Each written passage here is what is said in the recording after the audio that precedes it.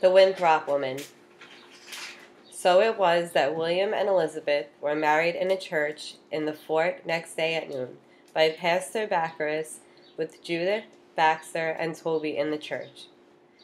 Judith had lent Elizabeth a gown of yellow satin with a frill of lace and a short gauze veil. Will and Elizabeth did not understand the Dutch service, but as the dominie gave their rings, which he replaced on each other's fingers, they thought of the cabin on Tomomac Creek. Will whispered, "The pretense came true, Penny." "It was no pretense," she said, looking up into his eyes. They stood and knelt and stood again in answer to the dominie's gestures, and knew that it was finished when he turned away, and George Baxter cried out fervently, "Thank the Lord! I feared never to see this day." Nor would they see it now. If Stuyvesant had known the whole tale, he thought with rare amusement.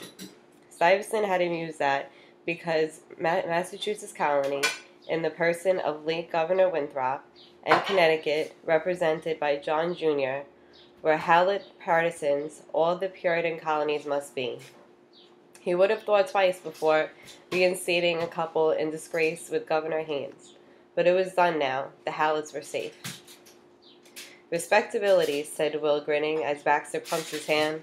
"A novel and delightful sensation, isn't it, Bess?" He put his arm around her. She laughed, too. "Happiness is a novel and delightful sensation. I don't know what to do with it." "Come back to me," said Judith. "We have a little wedding feast." His High Mightiness said he would be there, too. After the wedding, Elizabeth wrote Jack in love and service and thankfulness for her present well-being. Baxter, too, wrote warmly, inviting Jack to visit New Netherland, where Stuyvesant hoped he might be persuaded to settle. Jack read and reread the letters with a medley of strong emotions. Then he went in search of Betty. He told her about both letters. "I confess I'm restless," he said. "The bay under Endicott and Connecticut under Haynes seem harsh and stifling. I'm strongly urged by Stuyvesant to join with him, and I wonder." Betty rose abruptly. She cried, "John, you are mad. I have gone with you to Ipswich, to Salem, to Ten Hills, to Fisher's Island, and then here. But I will not tolerate you going to the Dutch.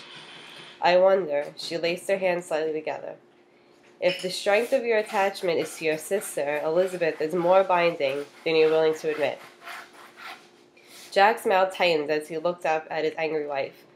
Aye, he thought, it was possible and also very undesirable. How useless were trailing emotional attachments once a clean break had been made. This past year had been certainly given too much thought to Bess. Betty had real basis for her hurt and anger. "Stop wondering, my dear," he said, raising and kissing her on the forehead.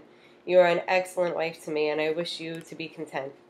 He went back to his study, laid Elizabeth's letter in a chest with other family papers, locked the chest, and walked out to see the building of his gristmill was progressing. He ignored a sense of blankness and loss, and gradually, as the days went by, it receded, so that he could put his whole heart into family and business matters. Back in Greenwich, Elizabeth thought herself settled at last. Her money and valuables were restored to her, and her children were with her once more. The great silver salt cellar and ladle and the pewter dishes twinkled once more on the dresser. Will rounded up the livestock, which neighbors had been tending, mending, fencing, plowed neglected fields, and planted crops. The Greenwich folk fervently welcomed the Halletts, and no awkward questions about the date of their marriage were raised. Their reinstatement at New Amsterdam confirmed their land titles, and that was enough. Shortly after Elizabeth's return, she set out for Stamford to see Joan, who now had a baby named Mary. She had not reached the boundary creek near Will's old cabin when she heard him shouting.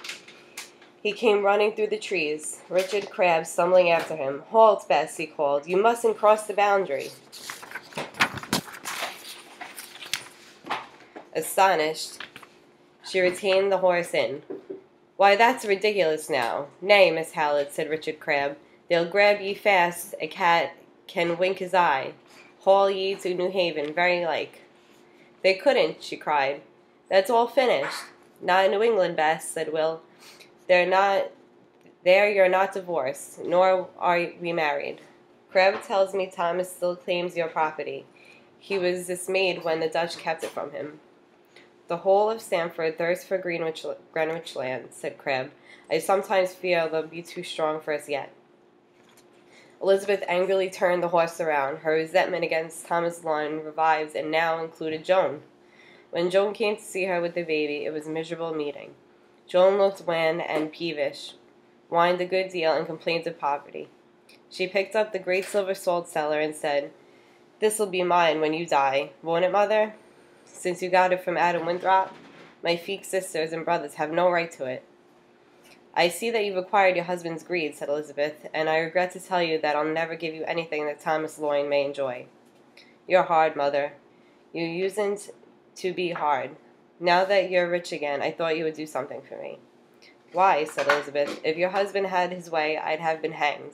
'Tis true, then, you might have got my property." "Mother," Joan cried, "I've never meant you harm, nor has Thomas exactly. You've never understood him." "Bah," said Elizabeth. "Go back to him, then, quickly."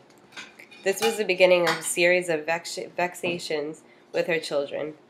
Elizabeth yearned for Pequot, which she much preferred to Greenwich.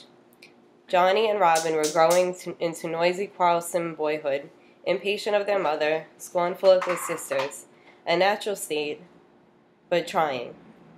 Even Hannah was less sunny-tempered. She took to going off to herself to read Will's books. She also read the Bible from cover to cover, poring over it at night by candlelight. This worried Elizabeth, and she spoke of it with Will. When they were in bed, "I mistrust piety," she said.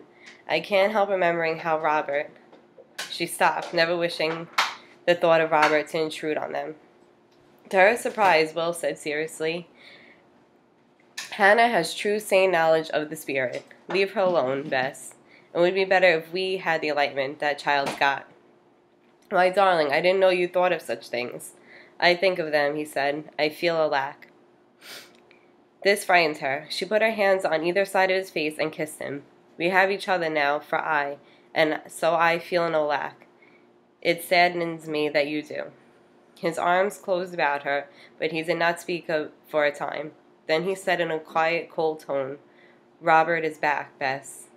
She stared. "What?" "Robert is back in Watertown, and Thomas has somehow inveigled him to writing another document invalidating our claims." "Dear Lord," she cried, "can this coil start again?" "It has, Henny. All Stamford's buzzing.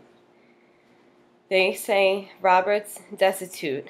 He swears we've stolen his property, and I have stolen his wife." She turned her face to the pillow with a short, dry sob. "I'm going to Watertown tomorrow, Bess. We must find out the truth. If injustice has been done Robert, we must rectify it." "Oh, don't go," she whispered. "How do you know you'll be safe there? Or what Thomas has done now? Or how I loathe that man? I hope you kill him. Nay, not that, but I hope God strikes him dead, or the devil who is his master." "Hush, Henny. Hatred of Thomas will do no good. You must pray, as I have, that the right course be shown to us. Have faith." "Faith in what?" she said.